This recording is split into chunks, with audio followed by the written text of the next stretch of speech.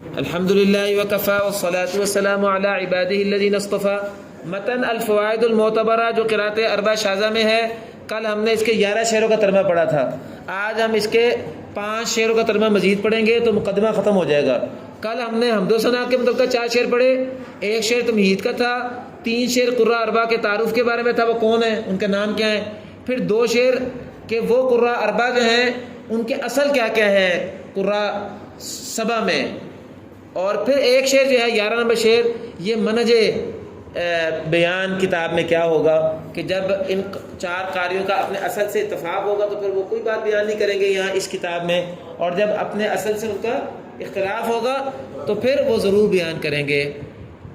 چلیں اب یہ 3 شعر 12 13 14 پڑھ رہے ہیں، یہ رموز ہیں قراء اربعہ کے۔ کتاب کے اندر حج کا نام تو نہیں آئے گا، رمزیں آئیں گی۔ چلیں وہ اچھا، میں نے آپ کو پہلے زبانی بتایا تھا، آپ کو یاد ہوگا کہ ویسے ہر قاری کے نیچے قراءت سبع ثلاثہ کی طرح ہر قاری کے 2 شاگرد ہیں، لیکن ہم یہاں نام یاد صرف کرتے ہیں صرف اعمش کے، کیونکہ اعمش کے شاگردوں کا اختلاف آپس میں زیادہ ہے۔ باقی جو قاری نا ابن محسن، یزیدی، حسن بصری، ان کے نیچے شاگردوں کا بیان ہم نہیں کرتے کیونکہ ان کا اختلاف کم ہے، اور جب ان کا اختلاف ہوگا تو ہم قاری کے نام سے پڑھ لیں گے کہ ہم کہیں گے ابن محسن کی 2 وجہ ہیں۔ لیکن ایک بات آپ کو میں نے ذکر کی تھی کہ جیسے اعمش کے 2 شاگرد ہیں نا، مکی کے مخارج پیچھے سے پڑھے ہیں نا، وہ بھی کل ہم نے پڑھے تھے، اگرچہ ریکارڈنگ میں نہیں آئے۔ یہ کتاب متن فوائد المعتبرہ کا مقدمہ ہے، کل آپ نے پڑھا تھا کتنے مخارج ہیں اس کے، مصادر کتنے ہیں قراءت اربع شاذہ کے؟ 4 کتابیں ہیں۔ کون کون سی ہے؟ مفردہ حسن بصری، مفردہ ابن محسن، یہ دونوں آوازی کی ہیں، اور مبہج اور مستنیر۔ اچھا اب کل یہ بھی آپ نے پڑھا تھا بعد میں جب میں نے 4 کتابیں بتائی تھی، پھر آپ کو میں نے یہ بھی بتایا تھا، آپ نے لکھا ہوگا کہ ہر قاری کس کی کتاب ماخوذ ہے۔ مثلا یہ جو ہے ابن محسن، یہ کس کتاب سے ہے؟ یہ مفردہ 2 کتابوں سے آ رہا ہے بیٹا، آپ دیکھیں 2 کتابوں سے آ رہا ہے۔ کون سی 2 کتابیں ہیں؟ ایک مفردہ ابن محسن ہو گیا ابو علی آوازی والی، اور دوسری مبہج، بس یہ میں نے بھی آپ کو بتانا ہے۔ اور جو ہے نا یہ جو 2 کتابوں سے ہے نا، ان 2 کتابوں کا آپس میں کافی اختلاف ہے۔ یہاں شاگردوں کی جگہ پر نا ابن محسن میں یہ 2 کتابیں یاد کر لیں، جا بجا جیسے اعمش کے 2 شاگردوں کا باب میں اختلاف آتا ہے نا، ہمیشہ جو ہے جب آپ اجرا کریں گے تو آپ دیکھیں گے کہ ابن محسن کے 2 شاگردوں کی جگہ پہ 2 کتابیں آئیں گی، آئے گا ابن محسن کے لیے مبہج میں کیا ہے، ابن محسن کے لیے مفردہ میں کیا ہے، بس یہ اب ذرا دیکھیں۔ وجیم مبہجی، پہلے شعر پڑھ دیتا ہوں۔ وجیم مبہج وفا مفردتی اشارۃ المکی ومیم عمتی، سمجھیں جیم جو ہے مبہج کی رمز ہے، جب جیم آئے نا تو مبہج کی رمز ہے، اور یہ کس کے لیے رمز آئے گی؟ ابن محسن کے لیے۔ میں نے بتایا نا ابن محسن کی قراءت جیسے 2 شاگرد ہوتے ہیں، ان کے لیے مبہج کے لیے جیم اور مفردہ کے لیے فا، یہ ہے ورنہ وفا مفردہ۔ مفردہ سے مراد کیا ہے؟ مفردہ ابن محسن، مفردہ حسن بصری نہیں ہے، اس کا تو مسئلہ ہی نہیں ہے نا۔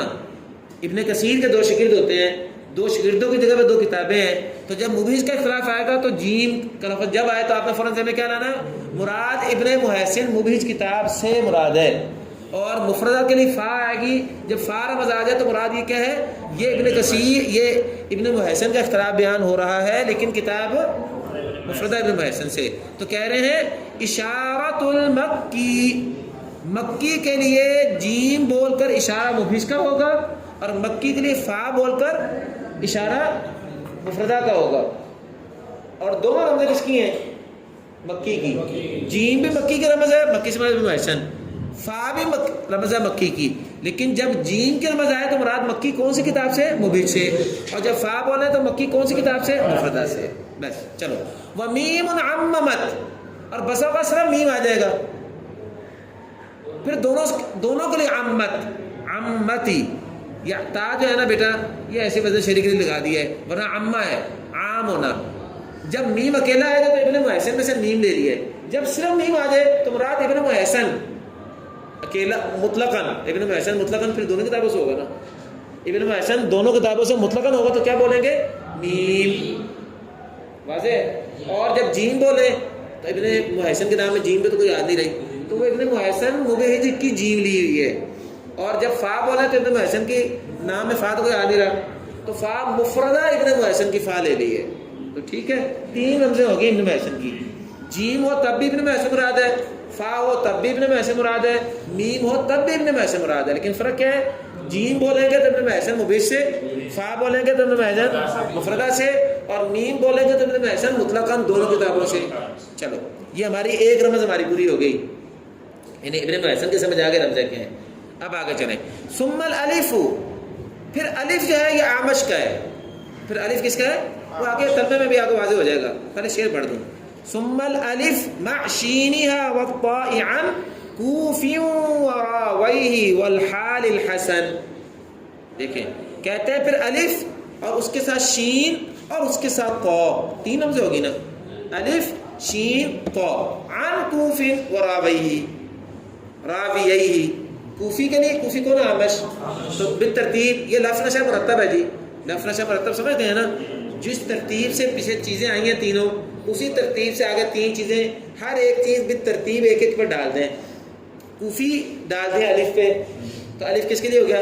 اعمش سے، اعمش کے نام حمزہ ہے نا، آپ کو یاد کرنے کا طریقہ بتا رہا ہوں۔ میم ابن محسن کے، میم ابن محسن کے میم وہاں سے لیا ہوا ہے، ابن محسن کا میم وہاں سے لیا ہوا ہے، اچھا، اور اعمش کا حمزہ لے لیا الف، الف جب آئے تو ابن محسن مراد ہے، جیسے نافع کے لیے ہوتا ہے نا۔ اور شنابوزی کا کیا ہے؟ شین، شین پہلا لفظ لے لیا شین، اور وہاں سے دوسرا کون تھا؟ متوی تھا نا، متوی کا لے لیا تو، ہر ایک کے نام سے ایک ایک حرف لیا ہوا ہے۔ اب طا جو ہے یہ ابن محسن میں نہیں ہے، یہ حسن بصری میں نہیں ہے، یہ یزیدی میں نہیں ہے، یہ سارے قاریوں میں طا کس کے نام میں آ رہا ہے؟ بس آپ کو آٹومیٹک یاد رہنا چاہیے کہ طا ہے تو وہ سارے ناموں میں سے جس میں طا ہے وہ متوی ہے، اور شین کسی میں بھی نہیں ہے، آپ دیکھیں سارے ناموں میں وہ صرف شنبوزی کی شین آ رہی ہے، اور حمزہ جو ہے آپ دیکھ لیں سارے قاریوں میں صرف اعمش کے لیے آ رہا ہے۔ تو کہہ رہے ہیں الف اور اس کے ساتھ شین اور اس کے ساتھ طا، یہ کوفی سے ہے اور اس کے دونوں راویوں سے ہے، اور راوی اس کے بھی ترتیب پیچھے آئے تھے، پہلے شنبوزی ہے پھر چلیں، یہ ہمارے دو قاری ہو گئے واضح۔ والحال الحسن، ہا جو ہے اگر آپ یہ دیکھ لیں ویسے تو ابن محسن کی ہا آئی ہوئی ہے، لیکن ہم نے اس کے لیے پہلے میم لے لی ہوئی ہے نا، اس لیے ہا اگر لیں گے تو وہ ابن محسن کی نہیں ہے، وہ کس کے لیے؟ حسن بصری کی۔ تین قاری ہو گئے۔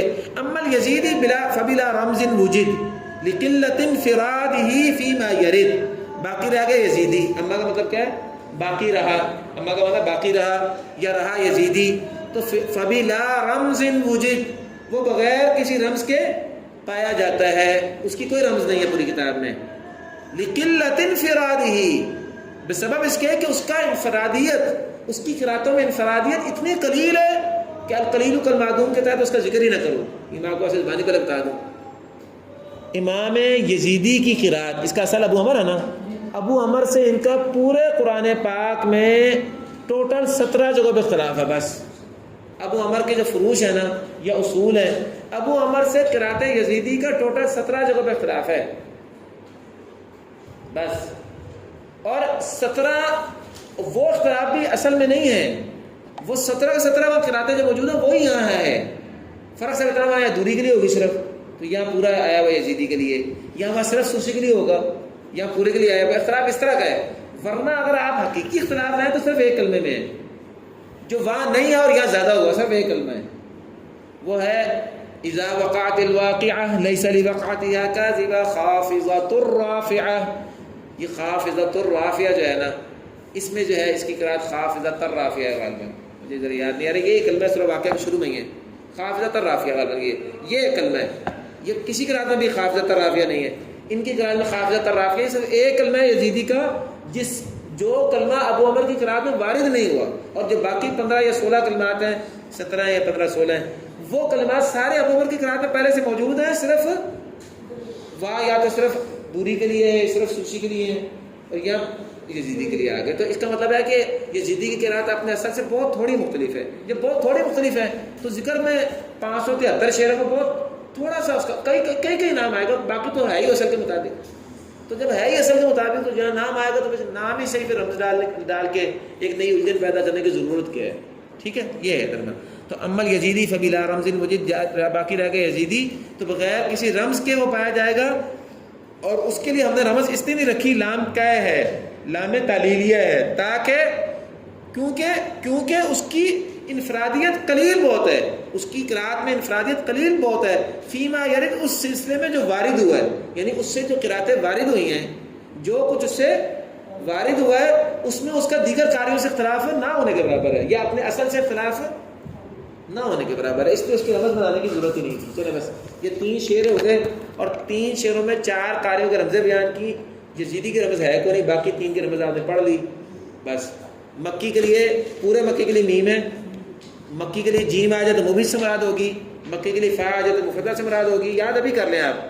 اور آمش کے لیے حمزہ ہے، اور اس کے شاگرد شنبوزی کے لیے شین ہے، اور اس کے شاگرد جو ہے مطوی کے لیے طا ہے، اور حسن بصری کے لیے حا ہے بس۔ اور یزیدی کی کوئی رمز نہیں ہے، اور وجہ اس کی ہے کہ یزیدی کے خلاف ہوتا ہی نہیں اپنے اصل سے، بہت ہی نادر ہے۔ چلیں آخری 2 شعر، یہ اختتامیہ کے شعر ہیں جی، آخری 2 شعر۔ پہلے شعر میں یہ شعر 15 میں کتاب کا نام بتا رہے ہیں۔